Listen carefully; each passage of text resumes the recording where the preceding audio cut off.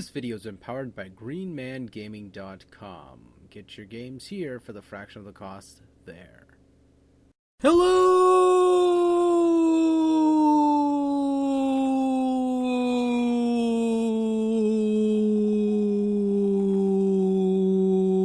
I'm free falling. How you guys all doing? This is episode 7. Oh, I'm spent too. So, that concludes the show, folks. Nah, I'm messing.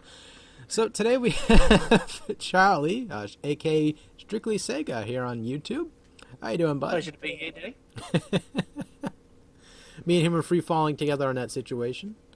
That was enormous. It was as big as my kill streak on Battlefield 3 that one time. So, sorry, Nick. No, I'm saying that now, and Strictlysega's buddy there, Nick, he just does these massive kill streaks just by playing the game solely anyway. But, yeah, we have quite a few segments to talk about today, so we're going to bang these out of the park as much as possible. A couple bangers, a couple trussels, and a couple of Kelly pies, which are some Scottish meat pie that's savory, and I haven't tried them personally, but I'm going to try them some point in the future when I feel like it. Just the name sounds delish. It is. It's like this whole... My wife knows a lot about those, and a person I know named Victor First, he eats the hell out of Kelly pies. So, alright. Now that the current gen is nearly gone dramatically down in price, you're still getting games for the Xbox 360 or the PS3. Now, this is a subject that Charlie brought up, and I thought it was quite interesting, was... Once these new consoles are going to be coming out, are you going to be keeping the existing consoles you have, such as the Xbox 360 or the PS3? For example, he was bringing up, since Battlefield 4 is coming out for all the platforms, including 360 and PS3 and PC, the Master Race. How are you going to fare buying these games? Are you going to say, okay, I'm going to save at least $400 and just get it for the PS3 if you are a PS3 fan of the game? Or are you going to stick with your Xbox 360 and just say, screw it, I'm playing Battlefield 4 on this beast, even though it's kind of rendered down and all that crap? And then with smaller multiplayers. And this is the thing, too, though. If you were to buy Battlefield 4 and dish out, $80 to $60, $80 for this new game, what happens when you do decide to get the new console? You're going to have to buy this game a second time. So how is that really saving you money? Well, I'd say at least a little bit less than what you're actually paying, I guess, for the $400.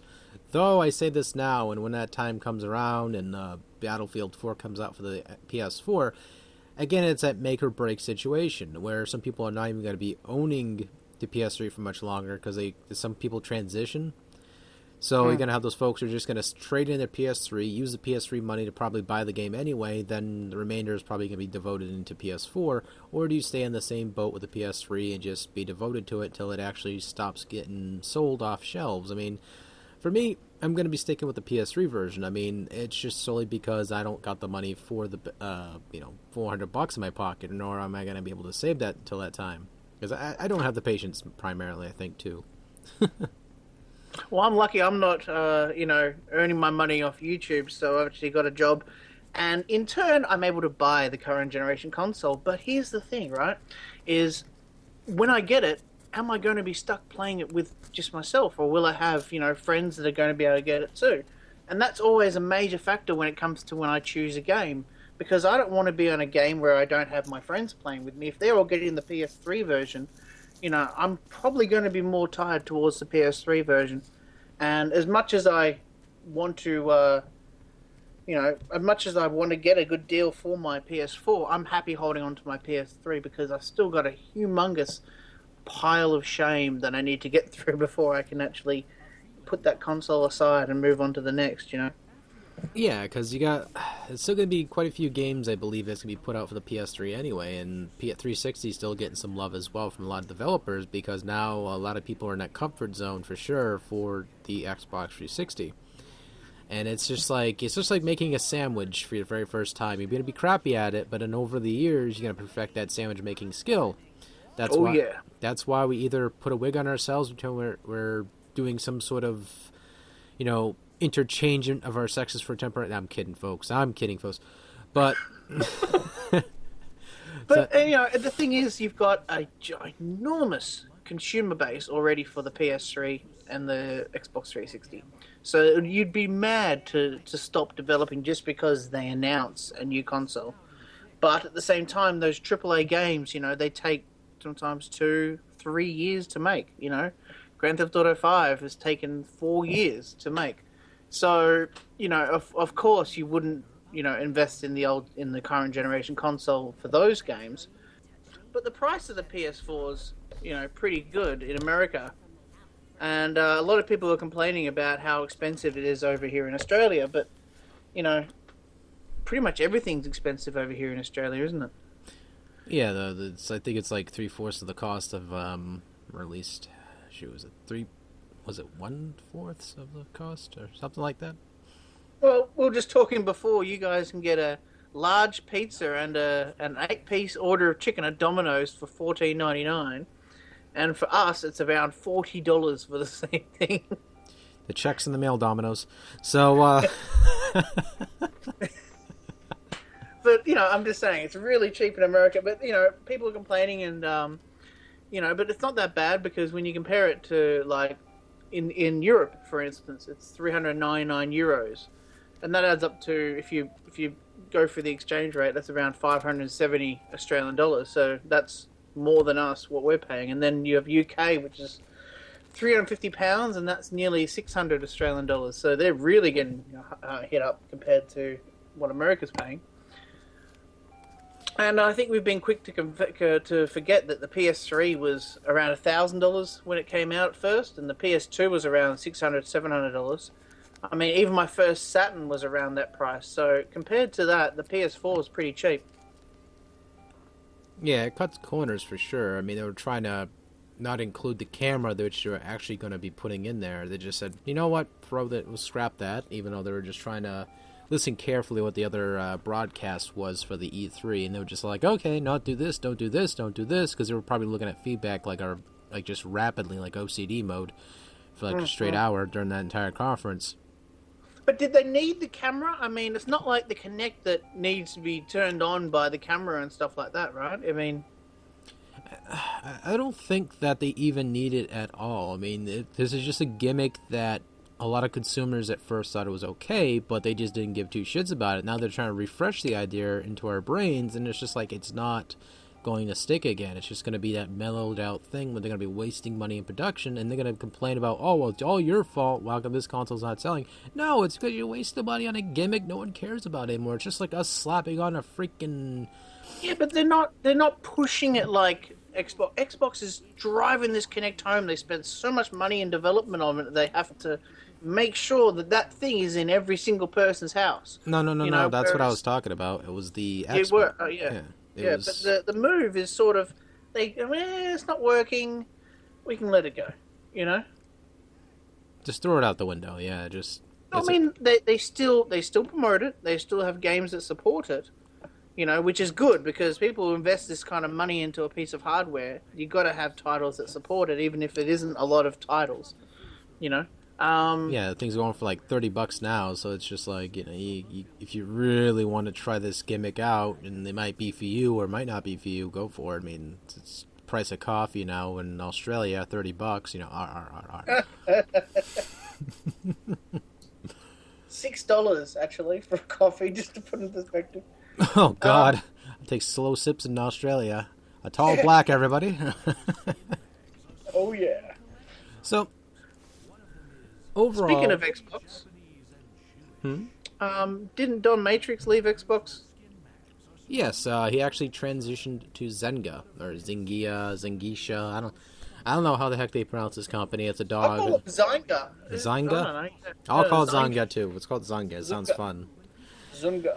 So Zynga, that's what it was, Zynga, and generally this guy was the prince, as they call it, of social gaming media. He was the guy that brought it to Facebook's attention, and before we knew it, every single house mom, soccer mom, and every father in between who's just that laid back has been playing Farmville, Farmville 2, all these Ville games out there. Farmville Wars? Yeah. Yeah, like the vicious cycle that kept on giving. However, Mark Pensis, who is the billionaire from this company, actually parted his legs, shot what was left out of his crotch, and got the hell out of there. So he took what's left of his money and just retired the CEO role. And recently, Don Matrick, now, this is not confirmed, where he was saying that, I'm going to take this role over and I'm going to run with it. So he generally was, the guy that goes, okay, I'm going to jump into one Titanic into the other. So you got Jack and you got What's-Her-Face going down on an iceberg glacier boat on the side of the boat there, and there you did. That's the rest is history. But it makes it interesting seeing how he responded, how he dealt with the release of the Xbox One, knowing that he was already going to be going to Zynga. I mean, he had to have known before the Xbox One was even announced that he was going to change. Positions that high, they're planned almost a year in advance, aren't they? Exactly. It was sort of like he sabotaged it a little bit, even though I'm kidding. The conference. But again, it's just sort of those things that was an easy meme for everybody to point at. It's that Don really did not sell the console too well. You could tell he was kind of being lazy with it, and at the same time, he just didn't. So it was sort of like a left field thing after too, because you didn't really even think in a million years he'd jump and go and deal with Zynga, and obviously go in this social gaming company. But again, whatever, right? He's gone. We can hopefully see some sort of revisions to the console or the Xbox One, and probably make it more interesting.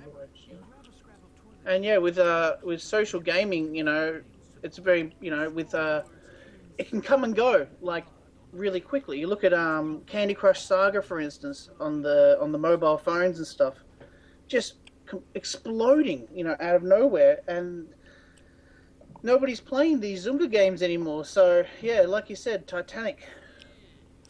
Yeah, it's like I don't even see the actual appeal of the Candy Crush games at all. Like I can look at the game. Really, you don't? Are you kidding me? I just don't. It just to me it's just over. Well, it's over. It's like any other addictive game. You get in, it has a very easy pick up and play level. So you can start off and go, right, I get it straight away, and it gradually sucks you in by giving you. It does it the same way World of Warcraft make people addicted and stuff like that. You get little pickups and you mediocre get gameplay.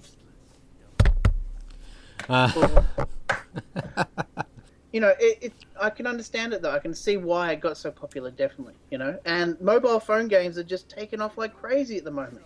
All right, speaking of mobile devices, actually, believe it or not, Samsung has revealed a games console first. Now, I have a link as well as a couple other links for some of these other articles for today, as well as discussion pieces, which will really have any links to it. You'll just have to grab some combo chips or those snack pretzels there and enjoy those and pretend like it's a link. I don't know, that wasn't going anywhere with that segue.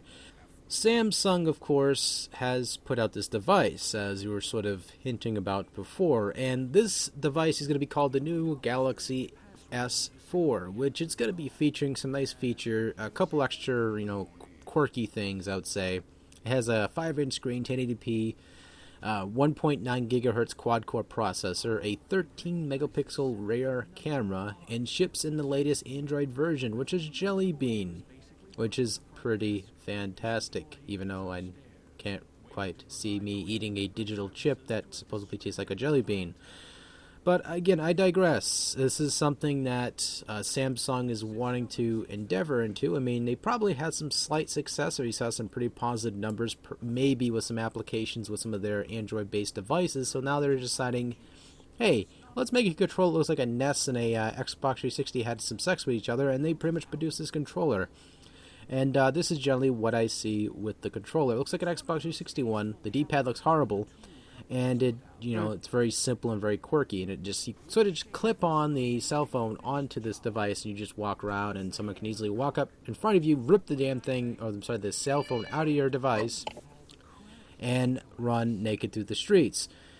So, yeah, that's generally all there is to that. I mean, it's something interesting that Samsung has put out, or is going to be putting out, and hopefully it can do a lot better. I mean, Google and Apple are also doing the same thing. They're trying to put themselves out more to gamers or casual gamers, because I can't see a hardcore gamer going, "Hey bro, have you got the latest Apple handheld game? Oh god, just touch me now, Jake." I can't see that shit ever. Bro gamers are going to be sticking to the computer, so this is just not going to sell to too many gamers. And it's just going to be disappointing to them. They're going to bitch and cry, slam their fists into the ground like some sort of raging monkeys from freaking, I don't know what. Like from Skylanders, maybe you'll see a new figure line called Skylanders Bro Gamers or something.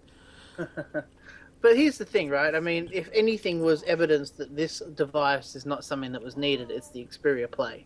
I mean, the Xperia Play looked like a really good idea at the time, and it just isn't really. It didn't really take off at all. I've got one and I enjoy it, and it's really handy to have, but most of the time, I do not need to have those controllers attached to it. It would be quite as useful if it was just one of those flat phones. But having said that, 1.9 gigahertz quad-core processor. My last computer was only a 2.2 gigahertz quad-core processor. That's insanely fast. That is. Imagine what they're going to do with that kind of power, especially running in Linux. Wow.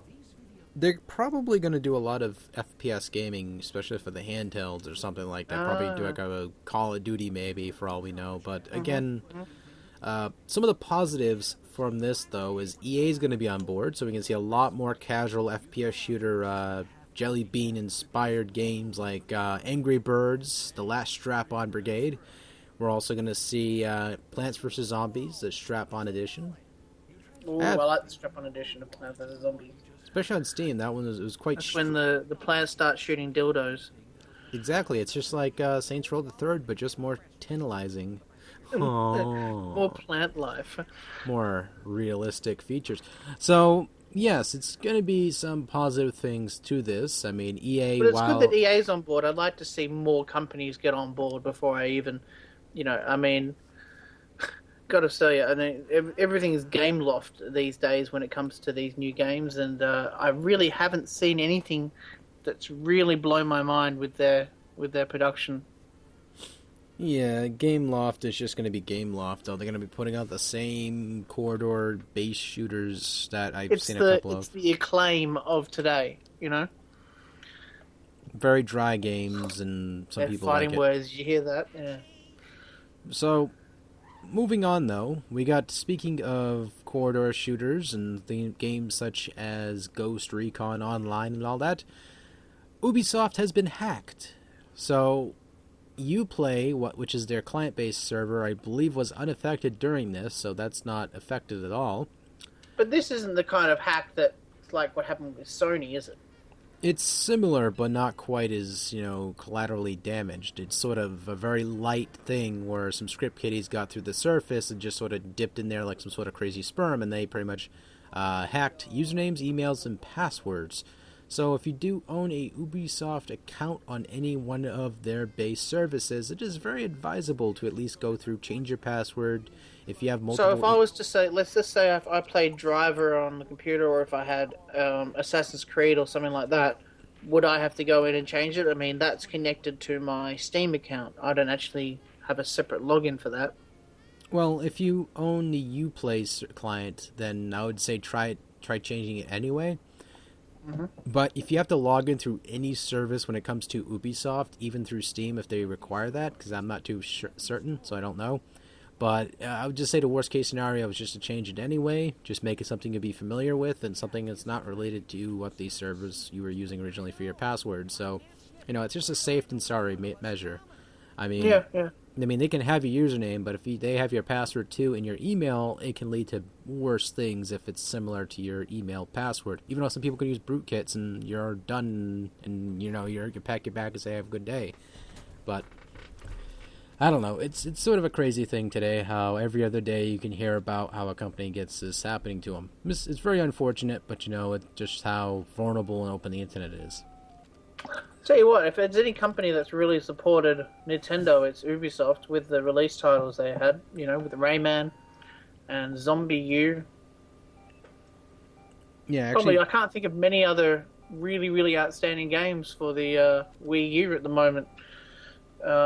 I think they're definitely running the pack of good games for that console at the moment. Yeah, within next year, it should probably see an improvement with the Wii U, though. I mean, there's like a couple games they're mentioning that are going to sell, even though we might not be interested in them. They're going to probably predominantly get a couple million from that, and that should probably keep them next. That was a funny thing. I saw that E3 demonstration of all the new Nintendo titles, and some of them were fantastic. If the Wii U had held on for one more year, or even 6 more months, just to have a few more launch titles with it, that were, I mean, that's the biggest problem with the Wii U. Is I saw it came out, and I went, well, what's so special about this? It's a system that has a different type of controller, again, and it has a few mediocre titles, to say the least. Couple of exceptional ones, but nothing that makes me want to go and spend that kind of money on a new console. Mind you, having said that, here I am saving up for a PS4. But yeah, I haven't seen anything mind-blowing yet until this E3. This E3, they had some fantastic stuff on there. Yeah, definitely something to look forward to in the future. I mean, you have a couple of titles that are looking like they're just going to be straight up. This is the thing that I think Nintendo's actually missing, is that the multiplayer aspect. I need more games like that keeps people playing the console longer. I mean, even though they might be something like Call of Duty or whatever, so make something original that's an FPS shooter that uses the Pro Controller. Make something that, I mean, some people do actually play Black Ops 2 or whatever on the Wii, and they enjoy it, which is quite interesting, and that actually keeps people playing the consoles longer too. They need to I'm not going to say get every single hardcore gamer on board, just get people addicted to something particular. It'd be Monster Hunter, which they are planning that. That's a good idea. Or yeah, one of the famous RPGs like Monster Hunter, stuff like that. I think that's where their big development base can come from. Yeah, the action adventure style of that, with the whole swing your sword around, and it's fantastic to how many people have actually bought a Wii just because of Monster Hunter. I'm not saying Monster Hunter is the master race of the console. It's going to sell every damn console in the world, because some people aren't into that shit. I mean, stick to something like Ubisoft, for example, should bring the Ghost Recon game online, that title, to the Wii U. Dumb it down a little bit. But here's what I'm talking about. I'm looking at the top 5 selling games in the USA at the moment, and none of them are Wii U exclusives. Whereas I guarantee you, when the Xbox One and the PlayStation 4 come out, the charts are going to be full with PlayStation and Xbox exclusive games. And I think that's where the problem is. There's nothing that's really, dominating the world right now. Where's that killer app? The killer app's in my pants. But all right. An honorable Leviosa. Leviosa. Oh, Harry. So, an honorable mention towards this game that's going to be coming out in the near future, and this game is called Satellite Rain. No, it's not going to be a forecast of Jupiter, sunny chance at cloudy and all that stuff. I'm talking about, these are the folks who made Syndicate Wars, which, as soon as I mentioned that, a lot of Amiga fans, everyone who's from the Euro side, everyone who's aware of Syndicate Wars just creamed their pants as soon as I mentioned the Syndicate Wars name. Syndicate Wars. Oh. See, there you go. And generally wise, because they're making an inspired game, which is going to be a tactical over-the-head type of thing, and they're actually going to be remaking this game inspired and totally like Syndicate Wars. So anyone who's a fan of that series is going to be seeing a revival of it, however in a different name, but you're still going to be seeing the same gameplay style. It's the same makers too, so you're not going to get no cheap-ass one. Even though the XCOM game that came out much recently was actually pretty praised. It was actually quite good because you had fans generally making this game. They knew what they wanted to do with it, made it modern, and at the same time add the retro stuff that made people appeal to it. So again, just an honorable mention. It's going to be coming out pretty soon. If you want to check that out, it is going to be satelliterain.com. Rain spelled REIGN.com. So, closing out, we got one last thing here, which is actually an article from Nintendo Life, which these guys just pump out all kinds of stories about Nintendo, henceforth the name. And Ottawa, or Tawazawa Kazawa. I can never pronounce this guy's name. Iwata? I can't pronounce it. It's just I cannot pronounce Japanese names. I could see it in my I head. mean, the Wata. Awata. You know, it's. I'll post the A name. Wimbo. Oh, you completed the level, did you? Yeah, well done. See, she's excited. She completely pronounced the name correctly versus us. And so, generally, there's some reasons behind region locking, excuse me. And one issue that's re-emerging recently is the region locking applied to the Wii U and the 3DS. In light of Sony and Microsoft confirming that the PS4 and the Xbox One would be region-free, we recently were questioned, quote-unquote, that Nintendo will do the same. Has Nintendo ever had a region-free console? Or the Game device? Boy. I think the DS was region-free, wasn't it? Oh, Game Boy too, right? Yeah, like a couple of them were. They weren't being picky, I suppose, but it was the Wii was, I believe, and the other consoles, which had this sort of tabs inside the console where you could not put a cart into it unless you soldered those down to be able to. Oh yeah, the N64 and stuff like that. Yeah. Yeah, you had to like do some crazy mad science to it to make it work right. So, long story short, he's saying that due to cultural acceptance and legal restrictions, they wanted to pretty much limit to what games get put out where. So it was pretty much a traffic system that they're trying to organize. And as much as it sounds good on paper to him, it really, to me, prominently does not matter. It's just like saying that, hey, we're going to give you what you think, or what we think you would like, versus just giving the people what they really want. It's just like saying, someone really needs a pair of new shoes, but instead they're going to give someone sandals, which are going to be, useless to them because they want a pair of sneakers or shoes that are really affordable. So, this is what they're pretty much going to be saying here. They're saying because of stuff, for example, how Australia is really restrictive off mature rated games. I believe Germany is the same, and a couple other countries I can't name on the top of my head. Yeah, and that's what Australia doesn't want us to do. When Saints Row 4 comes out and it's going to be all edited down for the Australian version, a lot of people want to go and buy the copy from the UK that has all the blood and gore and sex and violence in there and stuff like that. And I'm sure that the Australian government does not want that to happen.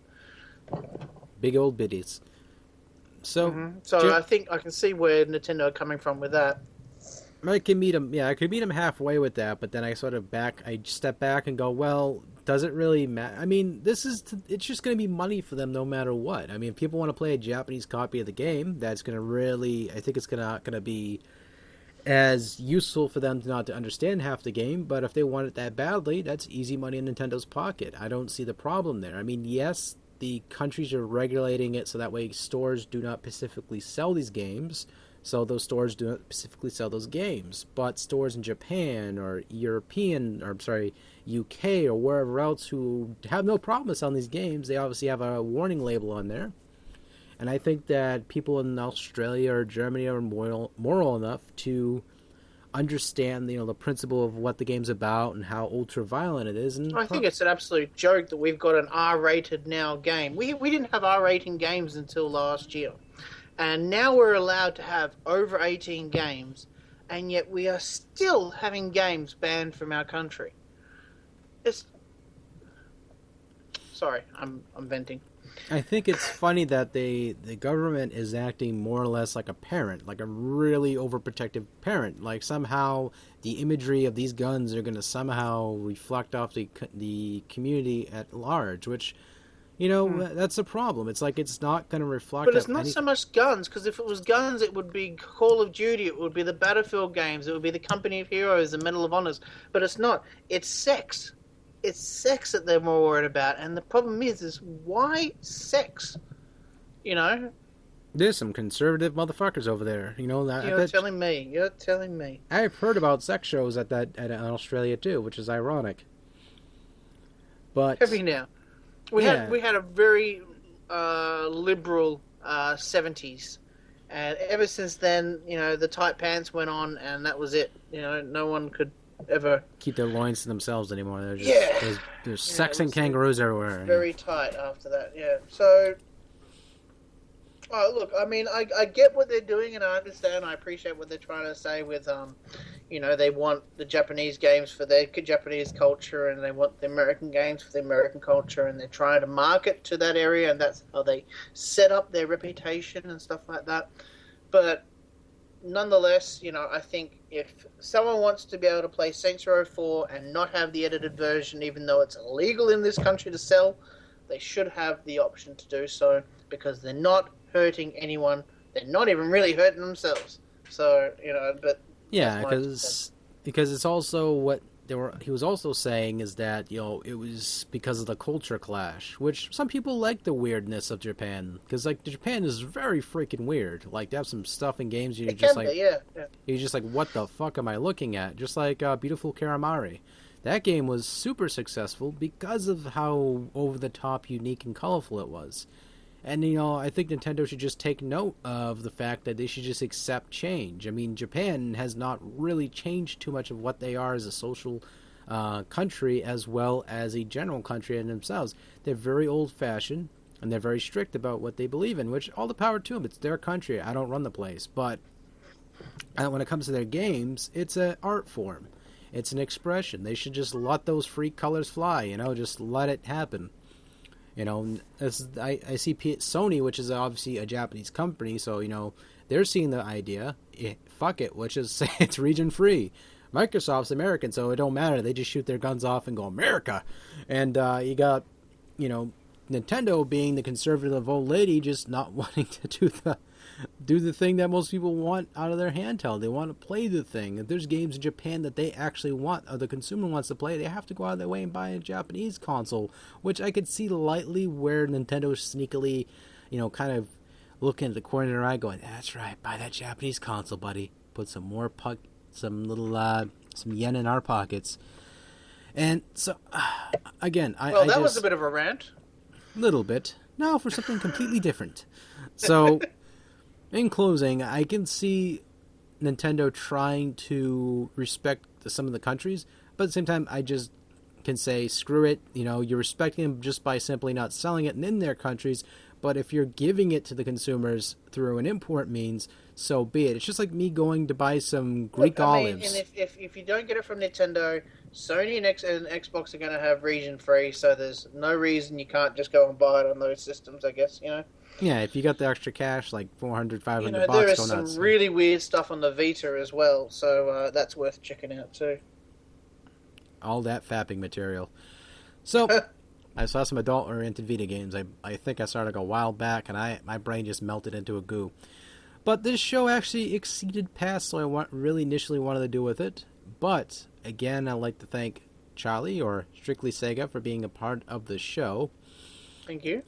And all I can generally say is that hopefully everything turns out for the better. But who am I kidding? Next week, we're going to hear more about how Microsoft goofed, more about how Nintendo is not selling things, more about how EA is doing stuff underneath the coat, more about how Samsung's the master race apparently at the moment with their handheld device, which is a cell phone that has steroids injected into its veins, which are in the form of capsules, which are jelly beans, which are some sort of gelatin that's conformed into some sort of solidarity.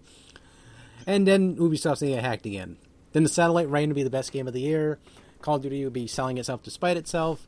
All the kangaroos will be wearing strap-ons, and it'll be a sexual country after that point, because the symbolization of the strap-on kangaroo with some sort of baby kangaroo inside the pouch with some sort of goo and nasty stuff inside the pouch is just going to be stereotypically there, just for the fuck of it. And then you have some guy from America go, America! And shooting his guns off in the sky, shooting birds down for no reason in a helicopter. Well, at least it's not kids.